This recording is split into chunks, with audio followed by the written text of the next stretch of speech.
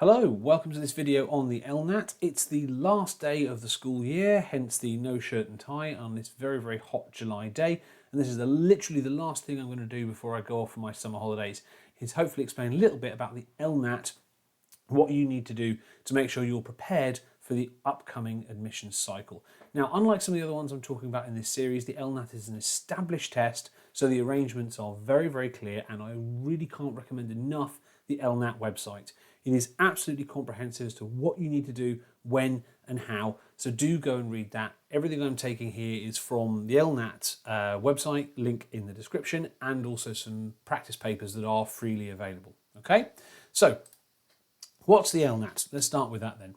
So this is the front page. What it says here I think is absolutely true. You are not expected to already have a deep and broad legal knowledge, okay? You are A-level students, right? And most of you are in schools that do not offer law as an A-level, okay? You're probably studying combinations of things like English, history, or various other subjects, okay? So what it is a test of your verbal reasoning, your ability to take in, process information, and interpret and understand it, and to analyse information, draw conclusions from it. It's not an intelligence test, and it's not a test of your knowledge of the law. So if you think you're going to have to go away and learn an awful lot of law to do the LNAT, that is not what it's about. It's about argument. It's about information. It's about internalising information and coming to conclusions. Okay? That's not to say it's not challenging. It definitely is, and it's definitely something I would struggle with a great deal as a scientist. So who needs it? Well, if you're applying to any of these universities, you will, for any of the course codes listed here, then you will need to do an LNAT. Of course, the big hitters there, most people I'm talking to are the ones who want to go to Cambridge and Oxford, and there's some slightly different dates for those two universities, and sometimes it's taken internationally as well. For example, they're in Singapore. Okay, so that's the who. Check your course code though, because there are multiple ways and routes into law. Right? Not all of them require the LNAT, not all of them require university. So be aware of which course you're applying for, how you plan to go into law, what type of law you're studying, and therefore whether or not you're going to need to do an LNAT. Okay? So what is the LNAT? Let's say you do have to do an LNAT. Well, what is it? Well, it's a two-part paper, 2.25 hours. The longer section at 95 minutes is section A. This is multiple choice. This is where you'll be given a series of passages of text, be asked to internalise what that information says, and answer maybe 3 or 4 multiple choice questions on it. I'll show you some examples in a little bit, and obviously you'll be able to review those, go back or over them. Section B, shorter section, but this is your written essay. Okay, so section B is 40 minutes. You'll get a choice of 3 essay titles, discursive things. Again, you're not expected to be perfect or to know everything. The people assessing it just want to know how you think and whether or not you can be taught to think in the way that a legal professional will. Okay, so that's what it is. Section A, section B, 95 minutes and then 40 minutes. Right, multiple choice followed by an essay. So if, however, you get, like I would, were I in your shoes, get any access requirements, now you must make your account on the LNAT website, but you shouldn't book your test until you've had your access arrangements approved and verified. There are very clear buttons on the LNAT website about getting extra bursaries and getting extra time and all those other things that you might do rather than just ploughing straight through. So top tip, once you've made your account, don't immediately go to book a test, right? If you get extra time or you get rest breaks or whatever it might be, that has to be approved first. They will then be applied to your test when you book it, okay? So it goes, make your account, apply for your access arrangements, then book your test, not the other way around. Very important, okay? So when do you do this? Well, the LNAT, unlike some of the other newer tests, has got a bit of a window, and it depends where you're applying for, really, okay? So registration should be done, opens from the 1st of August 2024. Now, you can, if you're super keen, and maybe you're watching this as a year 11 or someone coming into year 12, you can book a test earlier than that. It's physically possible to do so, but don't, okay? The test needs to be taken in the same academic year as the year of entry, okay? So from the 1st of September is when testing for the LNAT starts, okay? So that's if you're applying for, say, entry in September 2025, you need to take your test no earlier than the 1st of September 2024, i.e. that academic year, right? Now, other important things to point out. 1st of August is when the registration will open. 1st of September is when the testing begins. And obviously then you're going to submit your UCAS applications, many of you by the early deadline. Probably your schools are saying at the end of September. Now, if you're applying to Oxford or Cambridge, of course, you have to do a sitting which fits in with their application process, right?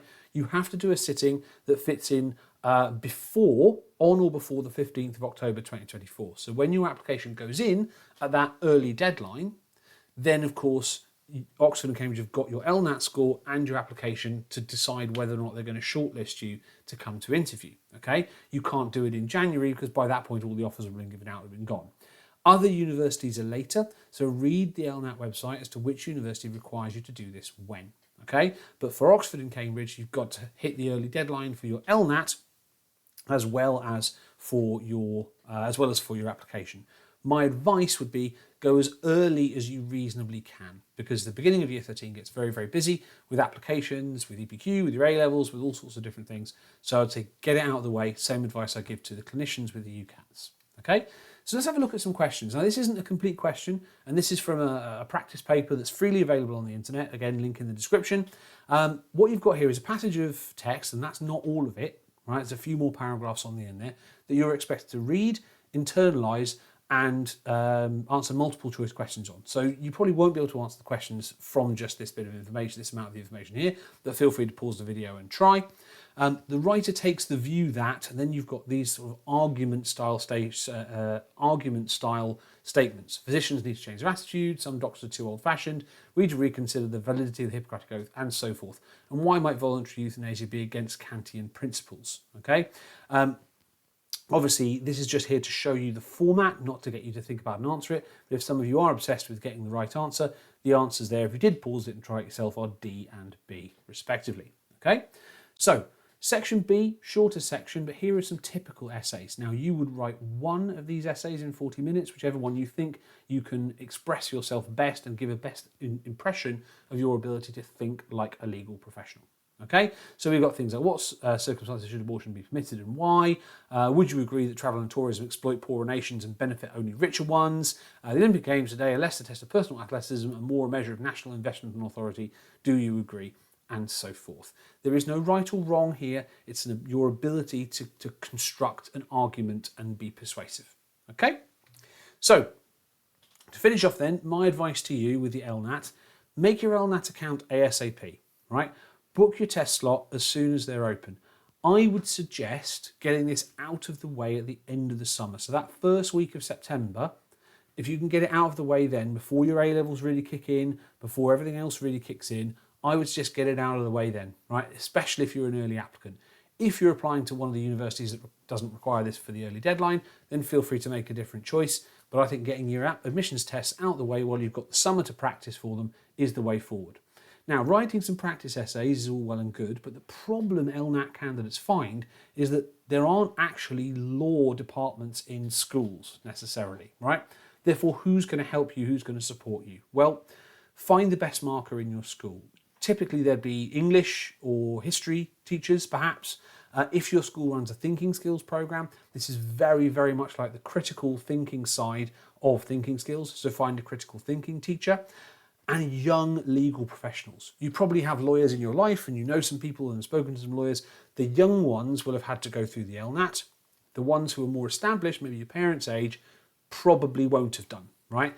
They might have come in before the LNAT came in, or alternatively gone by a different route, okay? Your school should be able to sort you out with a mock interviewer or a legal professional that they know, or maybe one of your teachers has some legal background and legal training so can help you with this, okay? It is a tricky one compared to things like, if you're applying for English or biology or maths, where the school has those departments, but it's well worth finding the right person in your school community to help you mark those essays, okay? So that's the LNAT. Next up, something a bit more safe territory for me, the UCAT. Thanks very much. Bye-bye.